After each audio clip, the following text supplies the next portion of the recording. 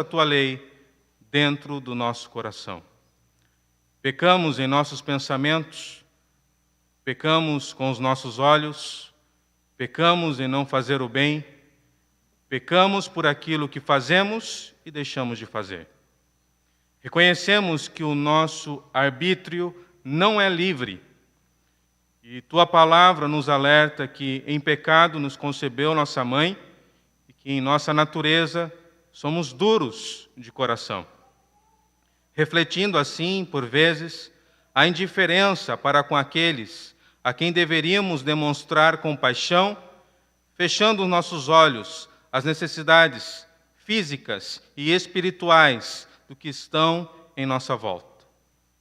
Por meio do teu santo nome, rogamos que nos mostre o caminho da santificação. Dá-nos piedade e grava teus ensinos em nossos corações. Carecemos da tua misericórdia. Tu és bom além do que se pode conceber. Nossos lábios são ágeis para confessar, mas nosso coração é lento para sentir. Trazemos a nossa alma diante de ti.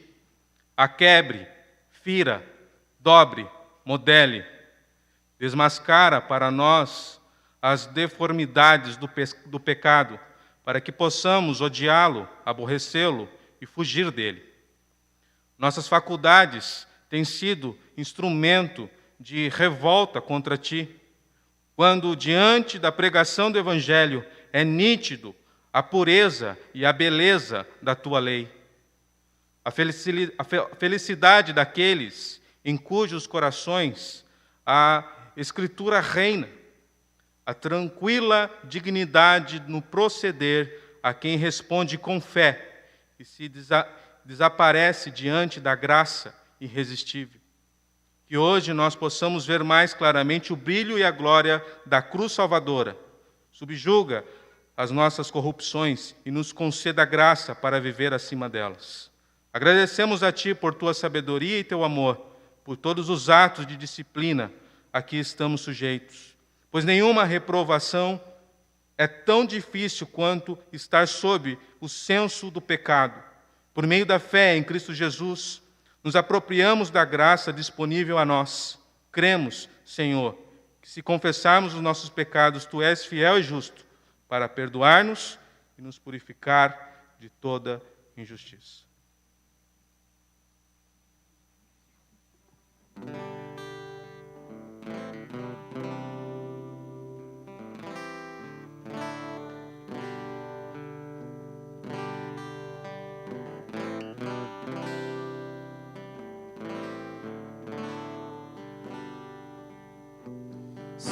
Temer a fé faltar, não me deixará. Quando o tentador agir, sim me guardará. Eu não posso me suster no caminho mau, por vezes me esfrio o amor, não me deixará. Cristo ajudará, sim ajudará. Grande é o seu amor por mim. Cristo ajudará. Salvos vem se libertar, não me deixará. Precioso sou aos olhos seus, não me deixará. Minha alma não se perderá, seu plano cumprirá. Um alto preço me pagou, sim me guardará. Cristo ajudará, sim ajudará. Grande é o seu amor por mim. Cristo ajudará. Jesus sangrou, morreu por mim. Não me deixará. A justiça satisfez. Não me deixará. Vida eterna Deus me deu, sim, me guardará até o fim da vida aqui. Não me deixará. Aleluia. Cristo ajudará, sim, ajudará. Grande é o seu amor por mim. Cristo ajudará. Suas nossas vozes. Cristo ajudará, sim, ajudará. Grande é o seu amor por mim. Cristo ajudará. Mais uma vez. Cristo ajudará, sim, ajudará. Grande é o seu amor por mim. Cristo ajudará. Aleluia, louvamos o teu nome, Senhor, obrigado. Porque o Senhor está conosco, meu Deus, nos tempos difíceis, nos tempos bons. Ajude-nos, Senhor, a lembrar da Tua palavra, dessa canção, meu Pai, que declara a Tua palavra, que o Senhor está conosco em todos os momentos, que o Senhor não nos deixará, Senhor.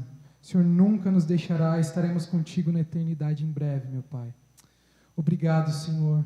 Abre o nosso coração, fala conosco nessa noite, Senhor, através da Tua palavra. Use, Senhor, o nosso pastor, venha nos abençoar nessa noite, possamos ser transformados, lavados e remidos pelo Senhor. Amém, Pai. Amém.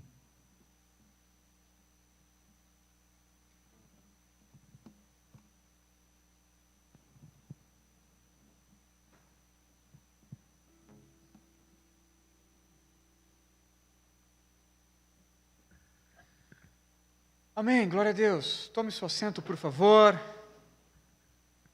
Eu quero cumprimentar você que está também nos assistindo, em sua casa, cultuando o Senhor, juntamente conosco. Que o Senhor Deus te abençoe.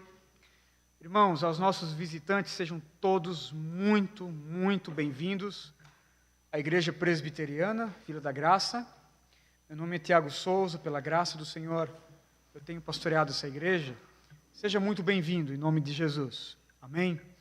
Irmãos, nós vamos agora à exposição das Escrituras e nós vamos dar uma pequena pausa hoje na exposição de Mateus. Nós vamos continuar o Evangelho de Mateus no domingo que vem, no capítulo 24 de Mateus, o sermão escatológico de Jesus, um sermão bem interessante. Você não pode perder a exposição desse texto no domingo que vem, uma das mensagens mais profundas, assustadoras para aqueles que não são crentes, mas de muita esperança para nós que nascemos de novo, que fala sobre o fim das últimas coisas, os últimos dias segundo Jesus, mas nós vamos ver tão somente no domingo que vem. Está me visitando, durante alguns dias, um amigo muito precioso de João Pessoa, Edilson Júnior. Já conheço o Edilson já há muitos anos, trabalhamos com evangelismo de rua, trabalhamos no sertão, estudamos na mesma instituição lá em João Pessoa, congregamos juntos na mesma igreja, já fizemos bastante coisa. Erramos, acertamos juntos várias vezes, e é um prazer tê-lo aqui. Pela segunda vez, é a primeira vez que ele está pregando aqui nesse espaço, aqui nesse prédio, Eu não sei quantos aqui ouviram já o Edilson Júnior lá no antigo prédio. Quem lembra? Ok, poucas pessoas, né? Poucas pessoas. Acho que já fazem já uns 5 anos, talvez, né, Edilson? Foi bem no início, talvez no 2º ano ali. E é uma bênção, meu irmão, tê-lo aqui conosco. Amém? Por favor.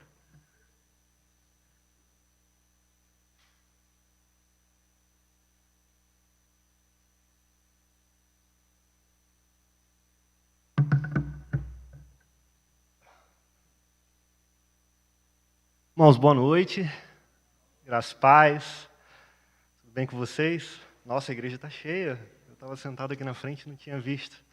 Deixa eu posicionar aqui, esse púlpito é chique. Eu acho que nessa posição o áudio fica legal, todo mundo consegue me ouvir bem? Amém. Muito prazer, como o Thiago falou, meu nome é Edilson.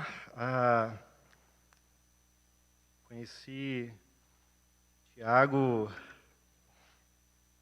quando ele se aventurou indo lá para João Pessoa, depois de conhecer uma certa pessoa pelo Orkut, camarada de cabelo grande chegando lá.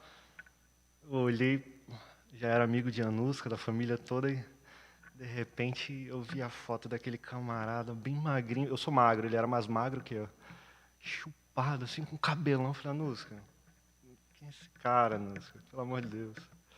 E aí ele chegou lá com a cara e a coragem, corajoso. E a amizade foi construída. Tiago é um irmão muito precioso. A gente tem uma amizade de irmão, de verdade. Pena que, pelas circunstâncias, obviamente, a gente acaba não tendo muito contato presente, né? Mas a gente se fala constantemente. Eu lembro que eu vim na Vila da Graça no início, foi num outro prédio. E aí, pela direção do Senhor, Deus trouxe Tiago para cá. Depois do seminário, Deus me levou para os Estados Unidos em 2013 para trabalhar com a igreja lá, depois estudar sobre plantação de igrejas. E depois voltei para o Brasil, estou lá em João Pessoa. A gente está dentro de uma comunidade lá, numa favela, fazendo um trabalho para a glória de Deus. Eu queria que vocês abrissem, por favor, a palavra de Deus no livro de 1 Samuel, capítulo 13. E,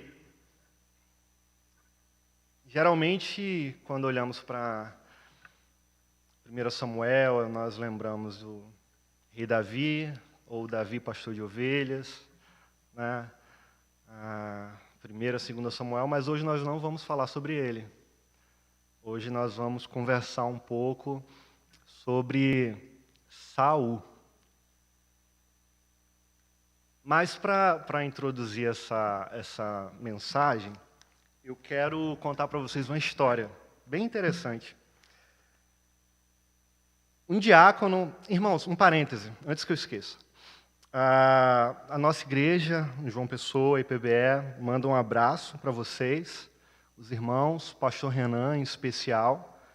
Ele cumprimenta vocês, manda um abraço, e ele tá doido para retornar aqui.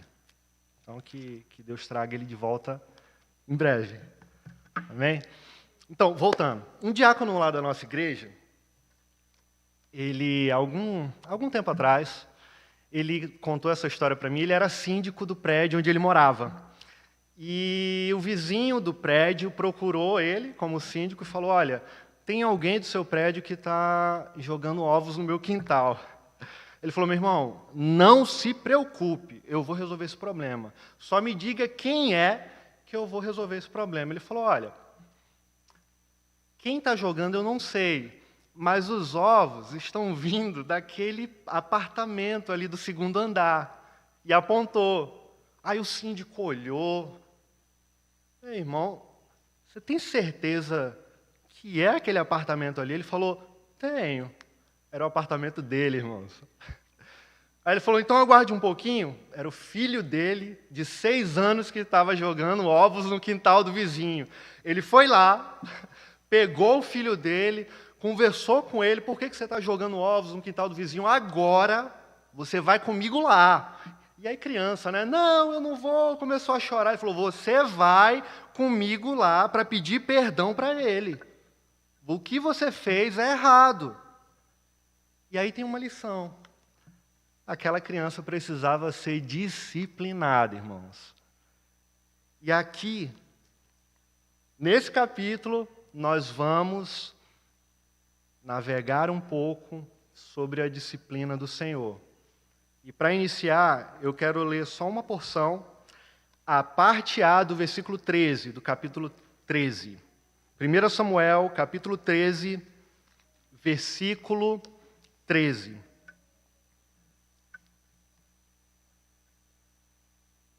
Primeiro Samuel, capítulo 13, versículo 13. Disse Samuel, você agiu como um tolo, desobedecendo ao mandamento que o Senhor, o seu Deus, deu a você. Vamos orar? Pai, eu queria te pedir, Senhor, por essa mensagem que nós acabamos de introduzi-la. Eu te peço, Pai, no nome de Jesus, pela Tua graça, pela Tua misericórdia, que o Senhor me use, Pai. Sou pecador, cheio de defeitos, de falhas, mas nesse momento eu estou com a missão de compartilhar a Tua palavra, a Tua mensagem. Então eu te peço, Senhor, que o Teu precioso Espírito Santo aplique essa mensagem aos nossos corações, fale poderosamente conosco, Pai. No nome de Jesus, essa é a minha oração. Amém.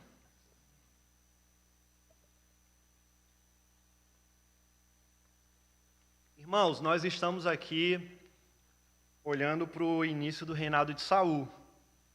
E ele iniciou o seu reinado como um homem simples, que confiava em Deus. Mas depois que o primeiro sucesso militar veio, a sua popularidade cresceu absurdamente. E o que a gente começa a perceber aqui é que ele inicia o seu reinado agora, depois desse primeiro sucesso, confiando na sua própria sabedoria. E a gente percebe que ele começa a dar menos importância à vontade de Deus. Enquanto Saul se preparava para conduzir os soldados na batalha contra o poderoso exército dos filisteus, a confiança dele na palavra do Senhor começa a ser testada. No capítulo 12, se você puder estudar em casa, ler depois, você vai perceber que Deus ele chama os seus filhos para o arrependimento. E aqui nesse capítulo 13, nós veremos o que acontece quando não nos arrependemos. O capítulo de hoje vai ensinar para a gente, de maneira muito própria, que Deus ele disciplina o seu povo e muitas vezes ele faz isso com a gente. Essa aqui é a grande ideia do capítulo 13. E para a gente começar a entender isso, eu faço pergunta, quando ele, por exemplo, disciplina o seu povo? Nesses 7 primeiros versículos, a gente vai perceber que Deus ele disciplina o seu povo quando o seu povo é orgulhoso. Ou seja, Deus nos disciplina quando nós somos orgulhosos. E sabe, irmãos, o orgulho, ele reflete o nosso coração. O orgulho, ele reflete como está o trono do nosso coração. O orgulho, ele reflete quem está no trono do nosso coração. Olha o que o versículo 1 diz. Saul tinha 30 anos de idade quando começou a reinar e reinou sobre Israel 42 anos. O manuscrito hebraico antigo, também conhecido como texto massorético, irmãos, na sua tradução raiz, ele argumenta que Saul ele está apenas no 2º ano do seu reinado. E é interessante, porque isso aqui não parece ser muito importante, não é verdade? 2º ano do seu reinado, mas é extremamente importante isso. Saul ele está apenas no 2º ano do seu reinado, mas a partir daqui a gente começa a ver o início da queda. A partir daqui a gente já começa a ver o início do fim. E esse capítulo começa a revelar a rejeição de Deus sobre Saul. Olha só o versículo 2. Saul escolheu 3.000 homens de Israel. 2.000 ficaram com ele em Miquimás e nos montes de Betel, e 1.000 ficaram com Jonatas em Gibeá de Benjamim. O restante dos homens ele mandou de volta para as suas tendas. O restante dos homens, irmãos, não eram poucos, eram mais de 300.000 homens. Capítulo 11, versículo 8 mostra para a gente isso, que foram mais de 300 homens que voltaram para suas tendas. Mas observe que Saul ele tem uma liderança extremamente desastrosa. Parece que ele está bem confiante, né? 3.000 homens na sua estratégia de guerra, mas a sua confiança é extremamente imatura. A parte A do versículo 3 diz assim, observa. Jonatas atacou os destacamentos dos filisteus em Gibeá, e os filisteus foram informados disso. Observe. Jonatas ele era bom na guerra, ele era bom. Com 1.000 soldados, ele vence uma tropa militar que estava ali perto. A gente deve admirar, obviamente, essa bravura de Jonatas, não é verdade? Mas Jonatas não é Saul. Ele não é. Jonatas ele é filho do rei, mas ele não é o rei. Ele é o príncipe. No capítulo 8, a gente percebe que Israel pede um rei para governar o seu povo. Por que Saul ele não tomou a iniciativa? Se era ele que deveria liderar, será que essa vitória de Jonatas aqui, ela aponta para alguma deficiência na liderança do rei Saul? Com certeza, definitivamente sim. E aí o capítulo 14 vai responder isso. Você pode ler o capítulo 14 em casa. Mas a parte B do versículo 3 diz assim: Então Saul mandou tocar a trombeta por todo o país, dizendo, olha o que Saul fala, manda tocar a trombeta, que os hebreus fiquem sabendo disso. Agora, versículo 4, olha o recado de Saul. E todo Israel ouviu a notícia de que Saul tinha atacado o destacamento dos filisteus, atraindo o ódio dos filisteus sobre Israel. Então os homens foram convocados para se unirem a Saul em Gilgal. Irmãos, o que está acontecendo aqui? Fake news. Está pensando que fake news faz parte dos dias atuais? Não. Naquela época já existia fake news. No jornal de Israel, saiu a notícia que Saul atacou os filisteus. Para vocês verem que fake news não é dos dias de hoje. Naquela época já tinha. A imprensa de Israel está dando os créditos a quem? A Saul. Mas todo Israel sabia quem autorizava os comunicados de imprensa, era o rei. E aí os filisteus ouviram, né, o que Saul está compartilhando com toda a nação de Israel. Veja agora no versículo 5 a ira dos filisteus. Os filisteus reuniram-se para lutar contra Israel com 3.000 carros de guerra, 6.000 condutores de carros e tantos soldados quanto a areia da praia.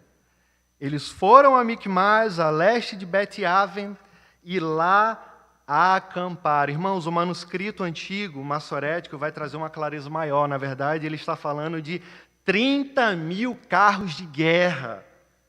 Observe aqui, irmãos. O que parece é que Saul ele não está tendo noção do perigo que está sendo montado ao redor dele. Ele ainda não percebe, não tem essa noção, mas os soldados percebem. E ele está totalmente desatento. Veja o versículo 6. Quando os soldados de Israel viram que a situação era difícil e que o seu exército estava sendo muito pressionado, esconderam-se em cavernas e buracos, entre as rochas e entre poços e cisternas. Versículo 7. Alguns hebreus até atravessaram o Jordão para chegar à terra de Gade e de Gileade. Saul ficou em Gilgal, e os soldados que estavam com ele tremiam de medo. E por que os soldados se escondiam em cavernas, em buracos? Por que eles estavam tremendo de medo? Porque os soldados aqui, desse contexto, eram justamente os que estavam sendo liderados por Saul, e não por Jonatas, pela tropa de Jonatas. Saul, no verso 2, ele ficou onde? Em Miquimais. E Jonatas ficou onde? Em Gibeá de Benjamim. No versículo 5, quando a gente observa aqui, os filisteus foram para onde? Para Miquimais, onde Saul estava. Irmãos, uma observação aqui. O orgulho, ele precede a queda. O orgulho acaba com a vida de muitas pessoas. Os filisteus souberam que Saul tinha tocado a trombeta. Os filisteus souberam que o recado que tinha sido dado em toda Israel tinha sido emitido por ele. Então, já que é ele que está ganhando a vitória, né? É ele que está espalhando o comunicado, nós vamos para onde? Atacar ele, não Jonatas.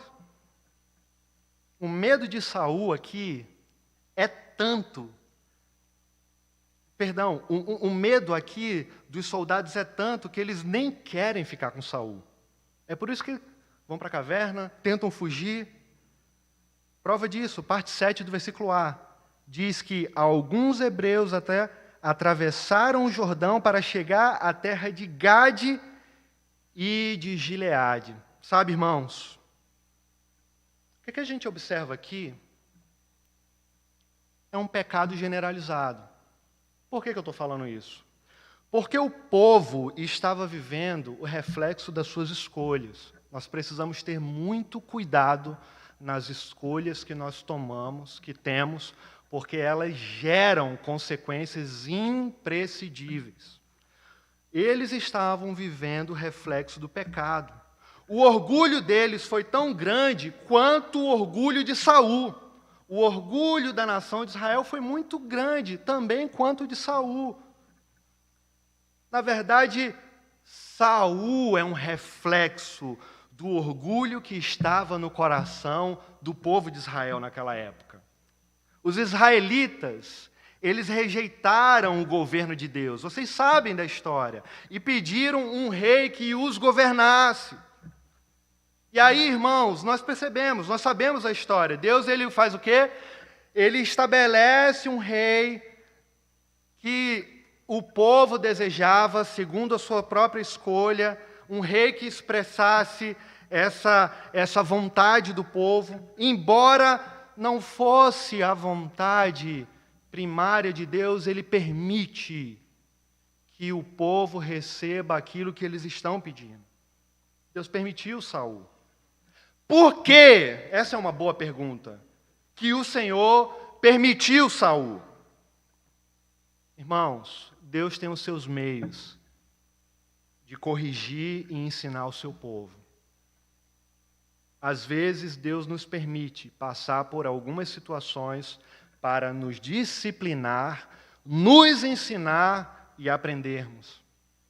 Em meio às maiores disciplinas, é justamente onde aprendemos importantíssimas lições. É assim que Deus faz comigo e com você. Tantas vezes, se eu for parar para perguntar quantas disciplinas muitas vezes Deus nos permite viver. Às vezes são dolorosas, não é verdade? Mas quantas lições preciosas no decorrer das nossas vidas são ministradas e aplicadas aos nossos corações. O orgulho de Saul, irmãos, precedeu a sua queda. Só que ele ainda não tinha percebido isso até aqui. O pecado muitas vezes nos cega. E por isso, muitas vezes, a gente acaba não conseguindo ver o que é óbvio. Às vezes é tão óbvio e nós não conseguimos perceber por causa de algo muito prejudicial nas nossas vidas, chamado pecado. Nós começamos a querer tampar o sol com a peneira, e quando nós percebemos, já estamos envolvidos e em nossas escolhas estamos sofrendo justamente a dor do pecado. O orgulho de Saul, ele começou bem pequenininho, com um orgulho pela primeira vitória, mas com o tempo ele foi crescendo, foi tomando os créditos de uma batalha que foi ganha, não por ele, pelo seu filho, mas ele publica orgulhosamente como se fosse sua. O orgulho de Saul fez com que ele tomasse os créditos pelas realizações de outros, para revelar justamente o que estava no seu coração. Um orgulho perigosíssimo. Sabe, irmãos, talvez a gente não esteja desfilando por aí como Saul, postando nas redes sociais para que todo mundo saiba que nós somos as melhores pessoas. Talvez a gente não esteja fazendo isso. Mas ainda assim, o meu coração, o seu coração, pode estar perigosamente cheio de orgulho. Davi, no Salmo 139, fala: Senhor, é somente Tu que nos sonda e conhece perfeitamente. Podemos estar cheios de orgulho. Às vezes nós agimos igual a Saul. Mas a verdade é que muitas vezes, irmãos, nós podemos estar no trono do nosso próprio coração.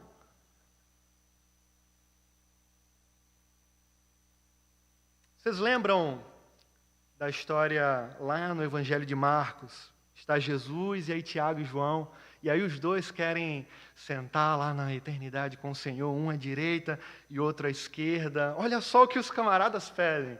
Senhor, nós queremos sentar contigo lá. Eles queriam estar sentados no trono, irmãos. Às vezes nós agimos igual. Às vezes nós estamos no trono do nosso próprio coração. É interessante porque nesse contexto aqui os discípulos ficaram calados, né?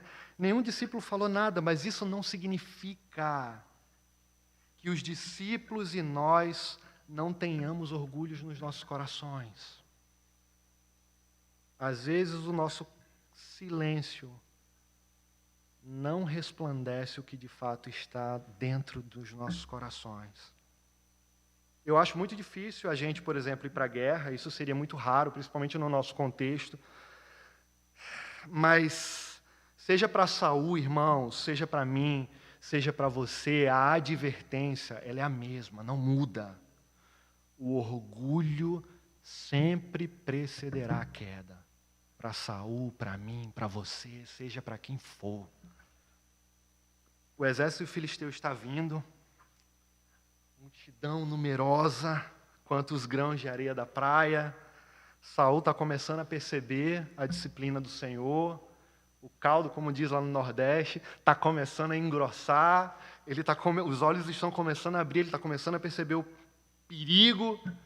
E aí, nessa segunda divisão, a gente vai perceber que Deus ele vai nos ensinar, mostrando, né, que nós somos disciplinados quando nós desobedecemos a Ele. É dos versículos 8 agora até o versículo 15. Observe comigo. Quando nós desobedecemos ao Senhor, eu preciso fazer essa pergunta para vocês. Será que a gente permanece firme quando nós somos forçados pelas circunstâncias? A situação está difícil, sendo forçado pelas circunstâncias, seja lá qual for, a gente permanece firme ou toma uma atitude precipitada? O que fazemos, como nos comportamos quando não sabemos de fato o que fazer? Qual a nossa atitude mediante ao desespero? Onde nós estamos depositando a nossa confiança, irmãos? A gente está depositando a nossa confiança em Deus ou a gente está depositando a nossa confiança nos homens? Boa pergunta, né? Olha o que o texto diz, versículo 8 agora. Os olhos deles estão começando a abrir. Então, veja aqui. Saul esperou 7 dias, o prazo estabelecido por Samuel, mas este não chegou a Gilgal. E os soldados de Saul começaram a se dispersar. Aí olha o que Saul faz. Versículos 9 e 10. E ele ordenou, Saul ordenou: tragam-me o holocausto e os sacrifícios de comunhão. Saul então ofereceu o holocausto. Quando terminou de oferecê-lo, Samuel chegou. E Saul foi saudá-lo. Versículo 11 agora. Perguntou-lhe Samuel: o que foi que você fez? Saul respondeu: quando vi que os soldados estavam se dispersando e que não tinham chegado no prazo estabelecido e que os filisteus estavam reunidos em Miquimás, pensei, no versículo 12, agora os filisteus me atacarão em Gilgal e eu busquei o Senhor. Por isso senti-me obrigado a oferecer o holocausto. Mais uma vez, Saul precipitou-se aqui, colocando a carroça na frente dos bois, dando um passo maior que a sua perna. E aí disse Samuel, versículo 13, disse Samuel: você agiu como um tolo, desobedecendo ao mandamento que o Senhor, o seu Deus, deu a você. Se você tivesse obedecido, Ele teria estabelecido para sempre o seu reinado sobre Israel. Irmãos, as nossas atitudes geram consequências. Veja o que Samuel disse na sequência, versículo 14. Mas agora o seu reinado não permanecerá. O Senhor procurou um homem segundo o seu coração e o designou líder do seu povo, pois você não obedeceu ao mandamento do Senhor. É nesse momento aqui que, pela primeira vez, Davi é mencionado indiretamente. Foi a partir desse texto que surgiu aquela famosa expressão, né? Davi, um homem segundo o coração de Deus. E aí o versículo 15 diz: então Samuel partiu de Gilgal e foi a Gibeá de Benjamim, e Saul contou os soldados que estavam com ele. Eram cerca de 600. Irmãos, quantos soldados Saul tinha lá no início? 2.000. Quantos soldados foram embora? 1.400. Só tem 600 agora. O que está acontecendo? O exército está desmoronando. Está se espalhando, o desespero está tomando conta. As consequências do pecado, o reflexo disso no meio do povo, o exército está enfraquecendo. Nós vamos entender melhor sobre o pecado da desobediência de Saul agora, tá certo? Irmãos, no Velho Testamento, Deus fez uma separação, tá? Entre sacerdote e os outros, e os demais. O trabalho de oferecer sacrifícios pertencia a quem? Aos sacerdotes. Saul, ele tinha um papel importante, obviamente, ele era rei. Mas Saul não era sacerdote. Ele era apenas um rei. Não sei se vocês lembram de uma outra história, de um outro rei chamado Uzias. Tantos anos reinando, mas já numa certa fase da sua vida, o que ele inventa? Inventa de fazer sacrifícios ao Senhor, e ele não era sacerdote. E o juízo do Senhor veio sobre ele, uma lepra veio sobre o seu corpo, porque ele estava desonrando e desobedecendo ao Senhor. Ele não era sacerdote, ele era rei, irmãos. Saul estava desobedecendo ao Senhor, fazendo aquilo que ele não tinha sido chamado para fazer. Saul, ele deveria ter obedecido Samuel, como está escrito lá no capítulo 10, versículo 8, quando Samuel havia instruído Saul a esperar ele por 7 dias, e no 7º dia ele chegaria lá em Gilgal, e ele faria o sacrifício ao Senhor, adorando ao Senhor, e daria instruções específicas para Saul. Mas o que Saul faz? Ele faz o contrário. Desobedece.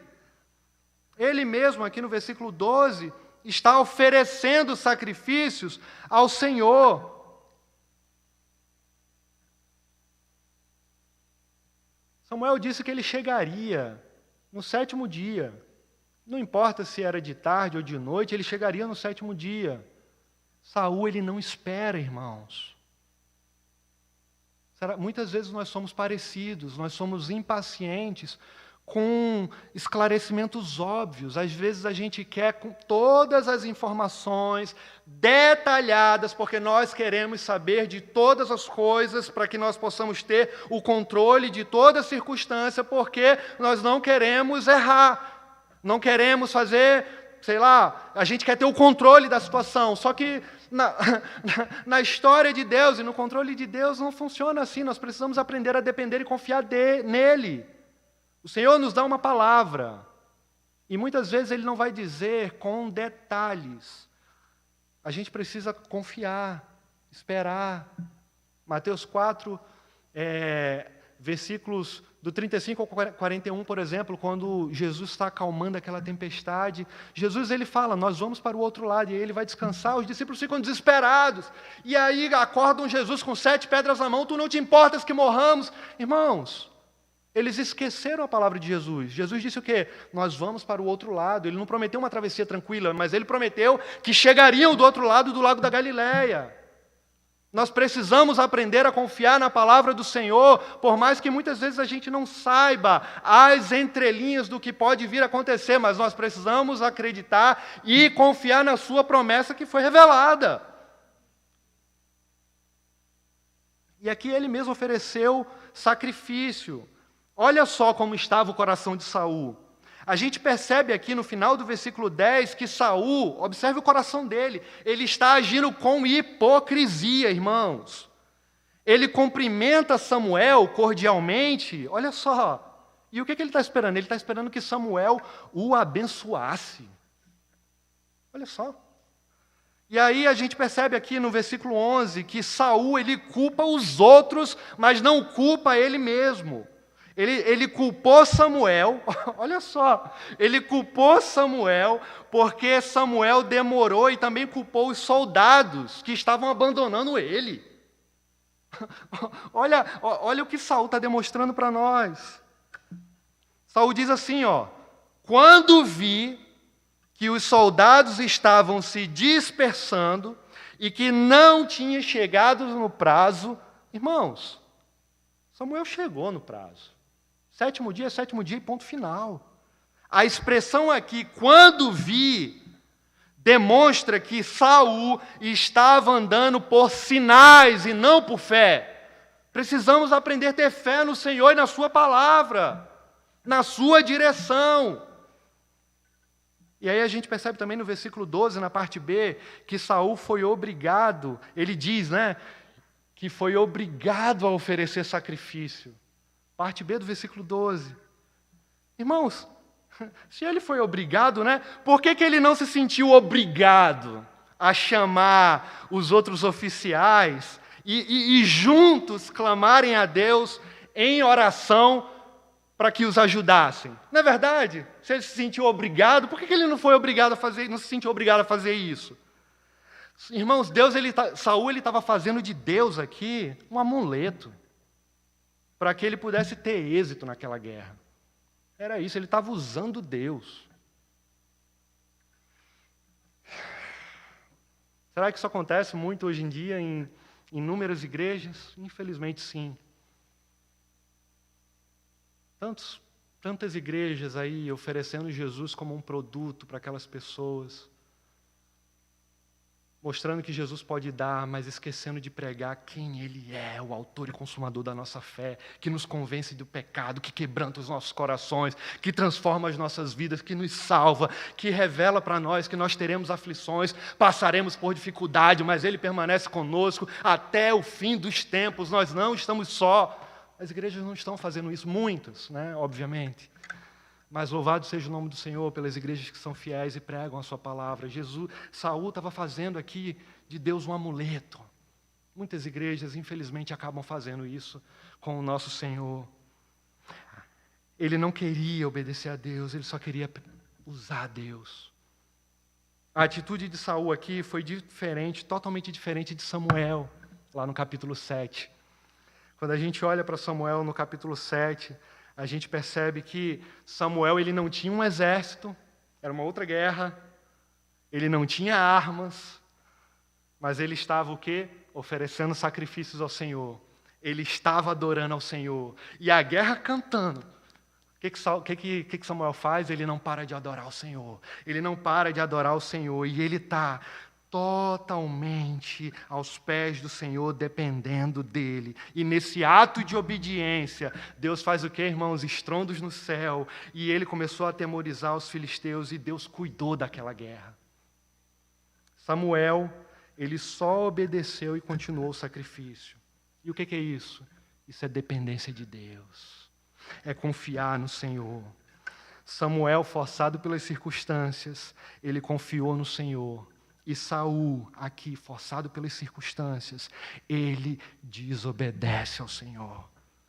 E aí veja comigo alguns homens que também passaram por situações difíceis, mas eles não desobedeceram à palavra de Deus. Quando a gente olha, por exemplo, Abraão e Isaac, irmãos, estão subindo o Monte Moriá. Isaac olha e fala, pai, a gente tem um cutelo, tem todos os elementos para o sacrifício, a gente está subindo para fazer um sacrifício ao Senhor, e cadê o cordeiro?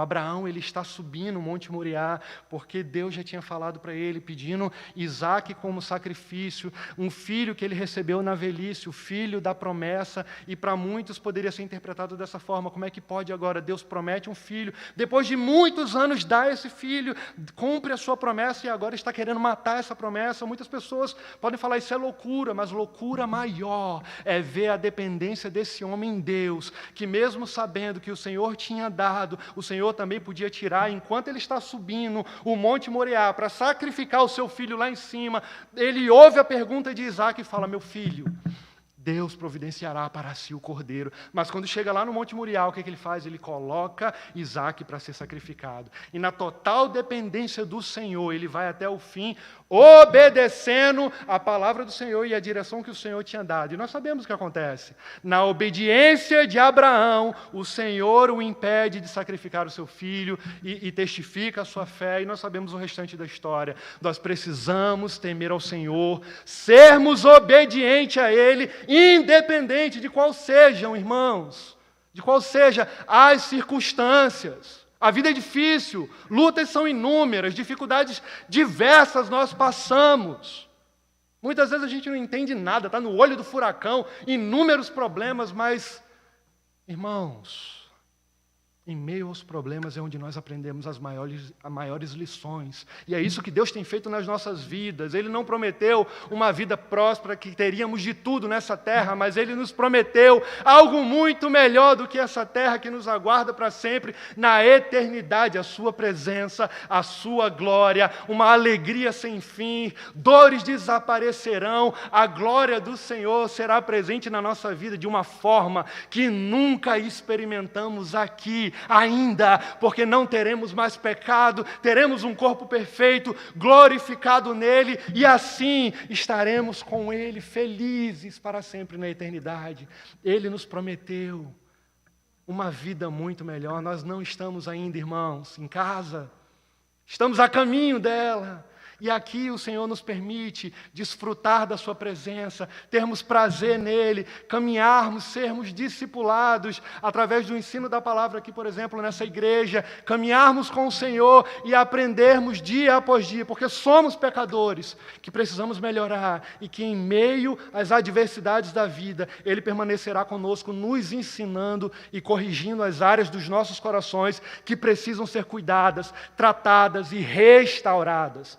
E para isso, precisamos aprender a confiar nele. Jesus do Getsemane, olha só a oração de Jesus, ele sabe, ele está prestes a ir para o martírio no Gólgota, e ele lá no Getsemane fala: Pai, se possível, afasta de mim esse cálice.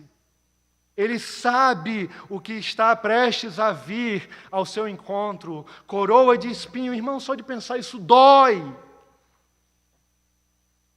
Mas uma dor muito maior estava por vir. E que dor é essa? O nosso pecado, o pecado da humanidade. Se possível, Pai, afasta de mim esse cálice. Mas, contudo, seja feita a tua vontade. Sabe, irmãos, o que Deus quer nos ensinar aqui para nós é a obediência e não sacrifício de tolo. Que nós possamos aprender isso. Salmo 51 diz que os sacrifícios que agradam a Deus são um espírito quebrantado, um coração quebrantado e contrito. Isso Deus não despreza. Irmãos, obedecer a Deus parece até ser difícil tantas vezes, é verdade, mas só parece. A obediência, irmãos, é um reflexo daquilo que está nos nossos corações. Eu lembro do Dr. Rousseau Shedd. Certa vez ele foi lá na IPBE, quando estava vivo, e ele disse, numa das suas ilustrações, ele era muito didático, um homem piedoso, temente a Deus. Ele disse: se você tem 2 leões, talvez Tiago lembre dessa história, você alimenta um com vegetais e o outro com carne. Depois de um mês, qual é que vai ficar mais forte? Obviamente, aquele que comeu carne, não é verdade? Isso é um fato, irmãos. Mas assim é a nossa vida. Assim é eu e você. Ler a Bíblia, por exemplo, irmãos, e ficar menos nas redes sociais, vai fazer com que a gente seja fortalecido por Deus. Orar mais, reclamar menos. Vai fazer com que a gente tenha mais intimidade com o nosso Senhor, com o nosso Salvador. Confessar os nossos pecados, ao invés de tentar tampar eles com uma peneira. Vai fazer, irmãos, com que a gente alcance misericórdia diante de Deus e nós seremos quebrantados por Ele.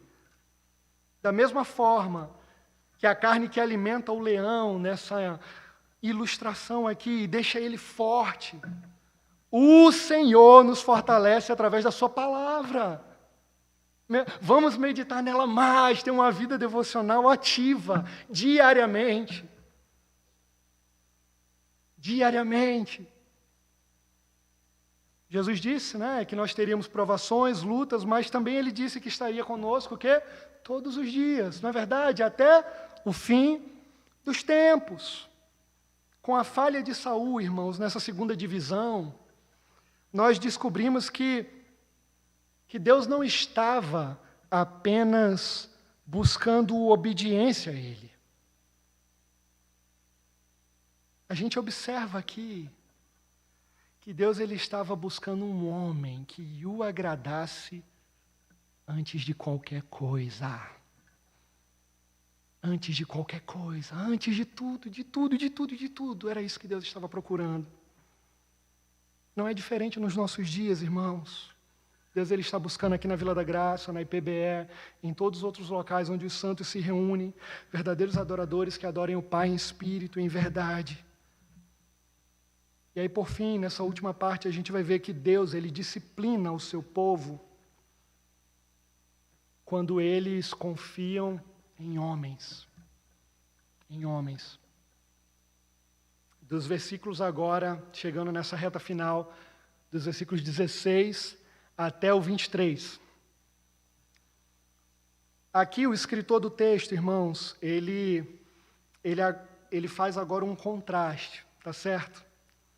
Entre quando Deus reinava sobre o povo e agora quando Saul está reinando sobre o povo. Observem isso comigo. Deixa eu só beber um pouquinho de água para não perder a voz. Eu esqueço de beber água. A gente vai se empolgando e esquece, né, de beber água.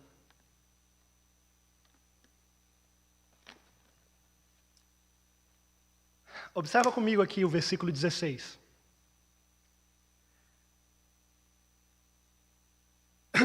Saul e seu filho Jonatas, acompanhados de seus soldados, ficaram em Gibeá de Benjamim, enquanto os filisteus estavam acampados em Miquimás. Uma tropa de ataque saiu do acampamento filisteu em 3 divisões. Uma foi em direção a Ofra, nos arredores de Sual. Outra em direção a Bet-Horon. E a terceira em direção à região fronteiriça de onde se avista o vale de Zeboim, diante do deserto. Naquela época, versículo 19, não havia nem mesmo um único ferreiro em toda a terra de Israel, pois os filisteus não queriam que os hebreus fizessem espadas e lanças. Irmãos, Israel aqui estava vivendo uma opressão terrível. Por quê? Porque os filisteus estavam dominando tudo. O controle bélico, econômico, estava sendo dominado pelos filisteus. A nação de Israel estava sendo oprimida. Lá no final do capítulo 7, o texto diz que os filisteus foram dominados e não voltaram a invadir o território de Israel, porque a mão do Senhor esteve contra os filisteus durante toda a vida de Samuel. Aí olha aqui o versículo 20 agora. Assim, eles tinham que sair aos filisteus, eles tinham que ir lá ao encontro dos filisteus para afiar os seus arados, enxadas, machados e foices. O preço para afiar rastelos e enxadas era 8 gramas de prata e 4 gramas de prata para afiar tridentes, machados e pontas de aguilhadas. Irmãos, esses valores aqui, só para trazer uma compreensão mais clara, era um dia de trabalho, a referência de um dia de trabalho, e uma referência também a meio dia de trabalho para essas ferramentas. Versículo 22. Olha o que o versículo 22 diz. Por isso, no dia da batalha, nenhum soldado de Saul e Jonatas tinha espada ou lança nas mãos, exceto o próprio Saul e seu filho Jonatas. Agora, veja o último versículo. Na minha versão, a NVI, eu não sei se talvez seja a sua também, parece que esse último versículo ele está desligado do capítulo 13, porque é essa a impressão que tem, mas só parece, não é. Veja só o que diz o versículo. Aconteceu que um destacamento filisteu foi para o desfiladeiro de Miquimás. O que isso está querendo dizer? O que significa isso? Aparentemente não significa nada, mas significa muita coisa. Irmãos, sabe o que isso aqui significa? Que 120.000 israelitas foram assassinados. Como assim, Edilson? Como assim 120.000 israelitas foram assassinados? Lá no capítulo 11, versículo 8, o que está escrito? Que o povo de Deus foi contado e eram 330.000 homens. Após essa batalha, irmãos, contra os filisteus, no capítulo 15, versículo 4, Saul conta o povo e restam 210.000 homens. Faça as contas. Agora imagine, irmãos, o povo sofrendo, as famílias chorando, a nação de Israel aos prantos, pela ruína que está instaurada, esposas que se tornaram viúvas, filhos que se tornaram órfãos de pai. Tem ideia da quantidade do sofrimento que Israel está passando nesse momento? Por desejar um rei como as outras nações. Olha o tamanho da gravidade, olha as consequências. Terrível. Onde nós estamos, irmãos, depositando as nossas confianças? Nós estamos depositando em homens ou estamos depositando no Senhor?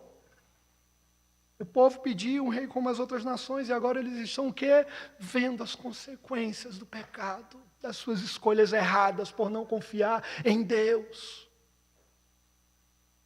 Da mesma forma somos nós, tantas vezes, da mesma forma eu, você, agimos precipitadamente. Nós olhamos para os homens e acabamos depositando as nossas esperanças neles e deixamos de olhar para o autor e consumador da nossa fé. Infelizmente, muitas vezes pecamos dessa forma.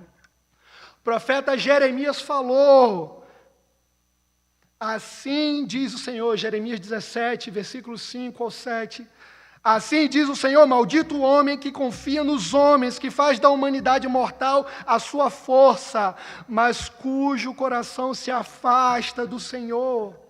Mas bendito é o homem cuja confiança está no Senhor, cuja confiança nele está. Que a gente possa colocar a nossa confiança no Senhor, irmãos, no nome de Jesus. Quantas vezes a gente poderia evitar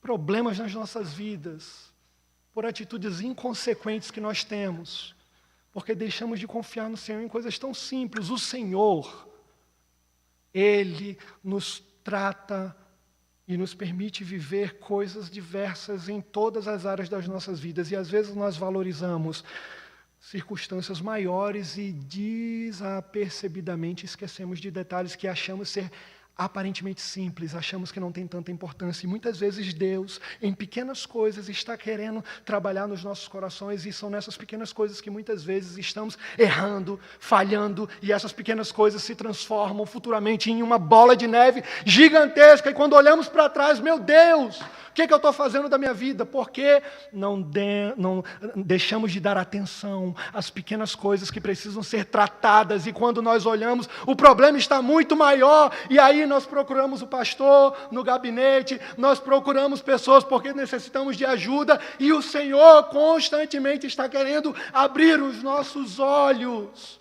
para observarmos que precisamos cuidar de áreas das nossas vidas diariamente. Das mais pequenas às mais graves, nós precisamos cuidar. Aquele que está em pé, cuidado para que não caia. Israel está sendo disciplinada. Por quê? Porque rejeitou Deus como rei e passou a confiar no rei Saul como se ele fosse o quê? Salvador. Se a gente depositar nos homens todas as nossas esperanças, nós estaremos adorando um ídolo. E quando esse ídolo quebrar, o nosso coração será quebrado também. Irmãos, obviamente, que nós devemos confiar em algumas pessoas, obviamente. O povo aqui, por exemplo, deveria ter confiado em Samuel como profeta. O que nós não podemos jamais é fazer como o povo de Israel e colocar as nossas esperanças em homem algum. É lógico, nós podemos, por exemplo, a gente pode, obviamente, confiar nos nossos pais, devemos. Nós devemos confiar, aqueles que são casados, no cônjuge, devemos. Nós devemos confiar nos nossos líderes? Com certeza, devemos. Nós devemos confiar nos nossos pastores? Com certeza, devemos. Mas, irmãos, não se surpreendam no dia em que um deles vier a falhar. Porque nós somos assim, todos nós, eu e você, nós somos falhos. Nós iremos falhar vez por outra. Somos pecadores. Isso é fato. É por isso que não podemos esperar dos outros aquilo que somente Deus nos pode dar. E o que é? Segurança. Só Deus pode dar segurança para nós.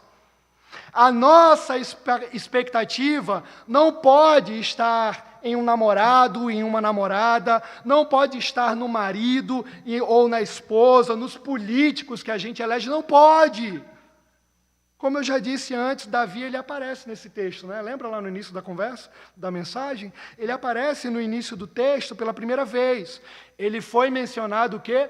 Como um homem segundo o coração de Deus. O profeta Samuel falou isso, não é verdade? Mas sabe de uma coisa? Davi foi um bom rei, verdade. Davi, ele foi um pastor de ovelhas excelente, ele era um poeta erudito, um músico sensível, se tornou um soldado de guerra valente. Mas ele morreu. Todos morrem. Nós não precisamos, irmãos, não precisamos de um rei temporário. Não precisamos. A gente necessitamos de um rei que é eterno. E é interessante porque o próprio livro de Samuel aponta